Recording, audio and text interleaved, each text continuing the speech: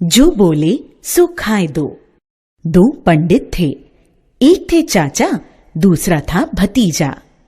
एक बार दोनों एक गांव में गए। वहां पहुंचकर वे अपने यजमान के घर ठहरे। यजमान ने खूब आवभगत की और उन्हें आटा देते हुए कहा कि वे लड्डू बनाकर खाएं। चाचा भतीजे ने चूरमा तैयार किया। चूरमे के लड्डू बनाए। 5 लड्डू बने। अब चाचा भतीजा दोनों सोचने लगे कि इन्हें बराबर बराबर बांटा कैसे जाए। चाचा भतीजे ने तय किया कि हम गूंगे बनकर लेट जाएं। जो पहले बोले वह 2 खाए और जो न बोले वह 3 खाए।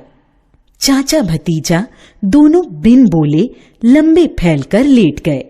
यजमान ने आकर देखा तो न कोई बोलता था और न ही कोई हिलता डुलता था। बुलवाने की बहुत चेष्टा की पर कोई जवाब नहीं देता था। सब सोचने लगे, कौन जाने किसी विषैले जानवर ने इन्हें काट लिया हो। यजमान ने कहा, आइए हम सब मिलकर इनका अंतिम संस्कार कर दें। इधर लोग आपस में बातें कर रहे थे, उधर चाचा भतीजा लेटे लेटे सुन रहे थे। दोनों मन ही मन सोचने लगे, यह तो गलत हो रहा है, लेकिन बोले कौन? जो बोलेगा उसे 2 ही लड्डू मिलेंगे। गांव के लोग इकट्ठे हो गए और अर्थी तैयार करने लगे। चाचा भतीजा दोनों को कसकर बांध दिया गया, पर दोनों में से एक भी नहीं बोला। दोनों ऐसे दम साधे रहे मानो सचमुच के मुर्दे ही हों। 5 लोग मिलकर उनको शमशान की ओर ले चले। शमशान में 2 चिताएं बनाई गईं और दोनों को अलग अलग चिता पर रखा गया।